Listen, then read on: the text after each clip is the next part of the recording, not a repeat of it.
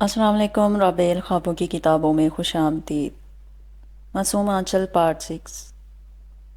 اگر ہم وہ نہ کریں تو اللہ تعالیٰ ہم سے ناراض ہو جاتا ہے اور ہمیں گناہ ملتا ہے۔ اور ڈھانپنے سے مراد یہ ہے کہ ہمارے اپنے جسم کا ہر حصہ سوائے ہاتھ پاؤں اور چہرے کے چھپا کر رکھنا چاہیے، اور جب ہم باہر نکلیں تو چہرہ بھی چھپا لینا چاہیے۔ تو پھر میں بھی حجاب کیا کروں؟ اس نے پھر معصومیت سے پوچھا۔ بالکل چندہ، کیونکہ جب ہم بچپن سے ہی حجاب لینا شروع کرتے ہیں تو بڑے ہو کر یہ ہماری عادت بن جاتی ہے، پھر ہم کبھی وہ اتارتے ہی نہیں۔ اور پھر پتہ ہے کیا ہوتا ہے؟ کیا ہوتا ہے؟ وہ بچی بڑی آنکھیں کرتے تجسس سے پوچھتی۔ اتنی کیوٹ لگی کہ مالا بے ساختہ ہنس پڑی۔ چندہ، پھر ہم اللہ کے قریب ہو جاتے ہیں، اللہ کے پسندیدہ بندوں میں پائے جاتے ہیں۔ پھر نہ میں بھی حجاب کروں گی اور اللہ کی پیاری سی بندی بن جاؤں گی۔ اس کے معصوم اور کیوٹ انداز پر وہ مسکرائی۔ مالا تبھی مالا کو مورے کی آواز آئی۔ آئی مورے، چلو اب آپ اپنا سبق یاد کرو، میں ابھی آتی ہوں۔ جی مورے، آپ نے بلایا؟ ہاں میرا بیٹا، ادھر میرے پاس بیٹھو۔ انہوں نے صوفے پر اپنے پاس بیٹھنے کا اشارہ کیا۔ وہ چلتی ہوئی ان کے پاس بیٹھ کر ان کی گود میں سر رکھ گئی۔ گڑیا، مجھے تم سے ایک ضروری بات کرنی ہے۔ جی مورے بولیں، میں سن رہی ہوں۔ مالا نے ان کی گود میں سکون سے آنکھیں موند کر کہا۔ مالا، تمہارے لیے سردار کا رشتہ آیا ہے۔ اس بات پر وہ جھٹکے سے اٹھی۔ مالا ان کو آپ اپنے ساتھ گزرے ہر پل کے بارے میں بتا چکی تھی، اس لیے وہ سردار کو جانتے تھے اور اس کے دل سے مشکور تھے، مگر وہ اس رشتے میں اس کی مرضی بھی پوچھنا چاہتے تھے۔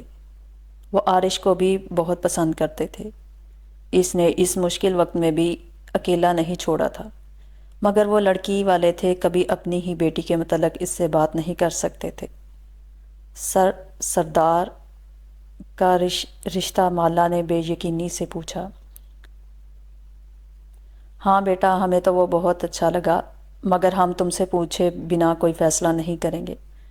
مالا کے پاس منع کرنے کا کوئی جواز نہیں تھا، اور اگر وہ یہ کہتی کہ اس نے شادی ہی نہیں کرنی تو کوئی اس کی اس وجہ کو سنجیدہ نہ لیتا۔ وہ جانتی تھی مورے۔ مالا نے نرمی سے ان کے ہاتھ تھامے۔ آپ میرے لیے جو فیصلہ کریں گے وہ میں اپنے سر آنکھوں پر رکھوں گی، پر بیٹا پہلا فیصلہ بھی تو۔ مالا نے ان کی بات کاٹی۔ مورے، وہ میرے نصیب میں تھا۔ اللہ جب کسی کو اپنا قرب عطا کرنا چاہتا ہے تو اس پر آزمائش ڈالتا ہے۔ میں تو ان خوش نصیبوں میں سے ایک ہوں جس کو اللہ نے اپنی آزمائش کے قابل سمجھا۔ آپ شرمندہ نہ ہوا کریں، بس اب اور کوئی بات نہیں۔ مجھے اس رشتے سے کوئی اعتراض نہیں، آپ بس مسکرا کر دکھائیں۔ گل اس کی بات پر مسکرائی اور اس کا ماتھا چوما۔ مجھے اپنی گڑیا پر فخر ہے۔ ان کی بات پر مالا نم آنکھوں سے مسکرائی۔ یہ بیٹیوں کے لیے فخر کی بات ہوتی ہے جب ان کے والدین ان پر فخر کریں۔ آج وہ دن آ گیا جس کا سب کو بے صبری سے انتظار تھا۔ کشمالہ آج سردار کی دلہن بنی تیار تھی۔ کچھ ہی دیر میں سادگی سے نکاح ہونے والا تھا۔ کشمالہ کو کسی قسم کا شوق نہیں تھا دوبارہ شادی کرنے کا، مگر اپنے والدین کے لیے وہ اسے دل سے قبول کر چکی تھی۔ دوسری طرف سردار آج بھی اپنا چہرہ چھپائے ہوئے تھے، جانے اس کے دماغ میں کیا چل رہا تھا۔ کچھ ہی دیر میں وہ کشمالہ کے گھر ان کی آمد ہوئی۔ ارمغان صاحب نے گرم جوشی سے اس کا استقبال کیا۔ البتہ ارمغان، گل اور آذر آج بھی اس کے ماسک لگانے سے حیران ضرور ہوئے، اور تجسس بھی کہ آخر ماسک کیوں لگایا۔ نکاح کا وقت آن پہنچا۔ کشمالہ خان ولد ارمغان خان، آپ کا نکاح آرش ملک ولد ارشمان ملک سے طے پایا ہے۔ کیا آپ کو یہ نکاح قبول ہے؟ یہ الفاظ سنتے کشمالہ کے ساتھ ساتھ ارمغان، گل اور آذر نے بھی حیرانی سے اس کی طرف دیکھا۔ ان کے دیکھتے ہی سردار نے اپنے چہرے سے ماسک ہٹایا۔ اس کا مسکراتا چہرہ واضح ہوا۔ وہ حقیقتاً ان کی حالت سے لطف اٹھا رہا تھا۔ سردار عارش کا ماضی۔ ماں کی وفات اور باپ کی معذوری کے بعد کتنی ہی دیر عارش خود کو سنبھال نہ سکا۔ ارشمان کے بزنس پارٹنر نے بھی ان کے ساتھ دھوکہ کیا اور ان سے سب کچھ چھین لیا۔ اب ارشمان صاحب کے پاس اپنے گھر کے سوا کچھ نہیں تھا۔ عارش نے اتنی عمر میں ہی باپ کو بتائے بنا باہر جا کر چھوٹے چھوٹے کام کرنا شروع کر دیے۔ وہ کبھی ڈھابے پر چلا جاتا، کبھی جھاڑو لگا دیتا اور کبھی اینٹیں اٹھانے کا کام کرتا۔ اس کی محنت دیکھتے لوگ بھی اسے کافی پیسے دیتے، جس سے کم از کم وہ خود اور باپ کی ضروری چیزیں لے کر پوری کرتا۔ یوں ایک دن ڈھابے پہ ایک فوجی نے اسے دیکھا اور اس کی کام میں لگن دیکھتے وہ اپنے ساتھ لے جانا چاہتا تھا۔ ارشمان صاحب نے بھی اسے اجازت دے دی تھی۔ وہاں اس نے ایک فوجی کی ٹریننگ حاصل کرنے کے ساتھ ساتھ پڑھائی بھی کی۔ عارش کو شروع سے تیر اور تلوار کا استعمال بہت پسند تھا۔ اس کے پیش نظر کمانڈر نے اسے اسی چیز کی زیادہ تربیت دی۔ وہ اپنی محنت کی وجہ سے بیک وقت ایک بزنس ٹائکون، فوجی اور ایک سیکرٹ ایجنٹ تھا۔ اس سب کے بعد اس نے اپنے باپ کے بزنس کو واپس حاصل کیا اور ترقیوں کے منازل طے کرتا چلا گیا۔ کشمالہ خان ولد ارمغان خان، آپ کا نکاح عارش ملک ولد ارشمان ملک کے ساتھ طے پایا ہے۔ کیا آپ کو یہ نکاح قبول ہے؟ اس خاموشی کو مولوی صاحب کی آواز نے توڑا۔ کشمالہ نے ہوش میں آتے اپنے بابا کی طرف دیکھا۔ اس کی آنکھوں میں تعجب اور سوال دیکھتے ارمغان صاحب نے اسے قبول کرنے کا اشارہ کیا۔ قبول ہے۔ یوں 3 دفعہ پوچھنے پر کشمالہ کی اور 3 دفعہ عارش کی قبولیت کے بعد کشمالہ عارش کی زوجیت میں آ چکی تھی۔ ارمغان اور گل کے ساتھ آذر بھی اس شادی سے بہت خوش تھا، کیونکہ عارش میں کوئی خرابی نہیں تھی۔ بلا شبہ وہ ایک بہترین ہم سفر ثابت ہونے والا تھا۔ یوں کچھ دیر میں کشمالہ رخصت ہوتی عارش اور ارشمان، جو ویل چیئر پر تھے، کہ ہمراہ چلی گئی۔ ارمغان صاحب اب مکمل مطمئن تھے۔ کشمالہ عارش کے کمرے میں موجود تھی۔ اس نے اپنا نقاب اتار دیا تھا، جو نکاح کے وقت اس کے چہرے پر اپنا پہرا دیے ہوئے تھا۔ عارش کمرے میں داخل ہوا اور اسے اپنے بیڈ پر براجمان دیکھ مسکرا کر اس کی طرف بڑھا۔ کشمالہ نے الجھی ہوئی نظروں سے اسے دیکھا۔ کچھ پوچھنا چاہتی ہو؟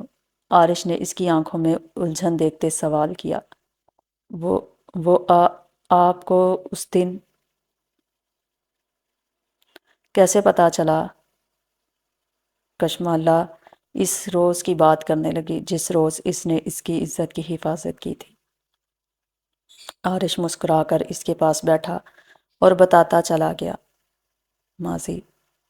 جس روز عارش کو خواب میں اپنی سنو وائٹ کا جلتا ہوا آنچل نظر آیا، وہ پریشانی میں یہاں وہاں ٹہلنے لگا۔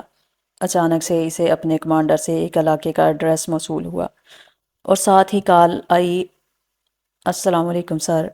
وعلیکم السلام۔ افسر عارش جلد از جلد اس جگہ پہنچے، خبر ہے کہ کل صبح ہونے سے پہلے یہاں سے لڑکیوں کو سمگل کیا جائے گا۔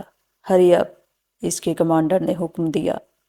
Okay sir, you don't worry, I will do my best. کال کاٹتے اس نے اپنا سیکرٹ ایجنٹ والا لباس پہنا، کیونکہ یہ کام خفیہ ہونے والا تھا۔ یوں اس نے وہاں پہنچتے مالا اور کئی اور لڑکیوں کی جان بچائی۔ آپ نے مجھ سے ہی شادی کیوں کی؟ آپ کو کوئی بھی غیر شادی شدہ مل سکتی تھی۔ میں تو طلاق۔ اس سے آگے مالا بول نہ سکی۔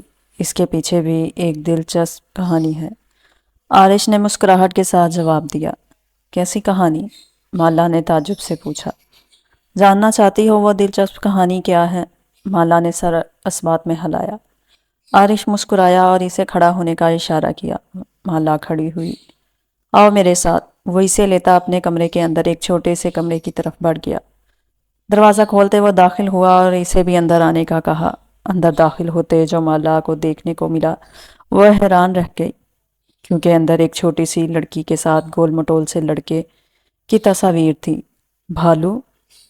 مالا نے بے ساختہ بولا۔ آرش اس کے بھالو کو کہنے پر گہرا مسکرایا۔ جی سنو وائٹ، میں آپ کا بھالو۔ آرش مسلسل مسکرا رہا تھا۔ مالا کے لیے تو یہ باتیں ہضم کرنا مشکل ہو رہا تھا۔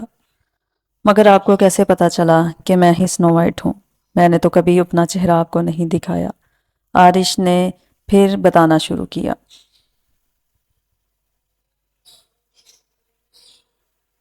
ماضی: جس روز آرش عاذر کا پتہ کرنے ہسپتال گیا، اس دن ڈاکٹر نے عاذر کا والٹ اور موبائل اس کے ماما بابا کو پکڑایا۔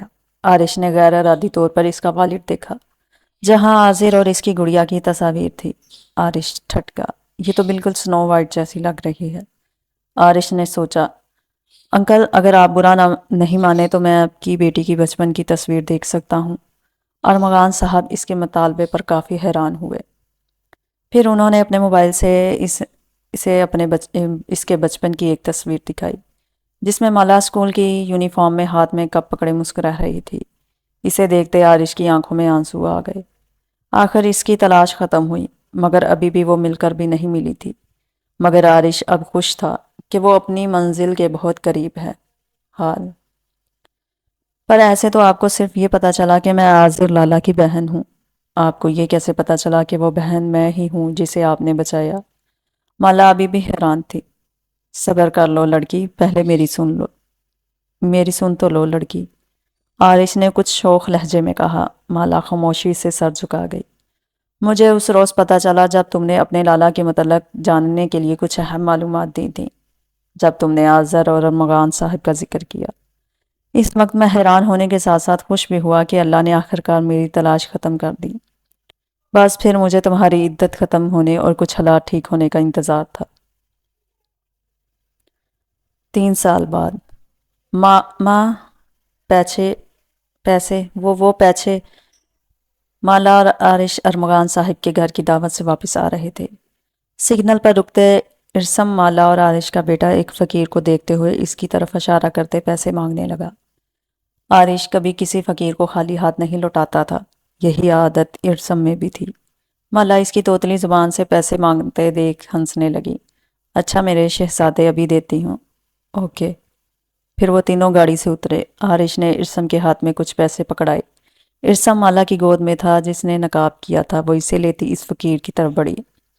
انکل، ارسم نے اس فقیر کو پکارا جو ہاتھ میں تسبیح لیے سڑک کے کنارے پرانے کپڑوں میں نظر آ رہا تھا۔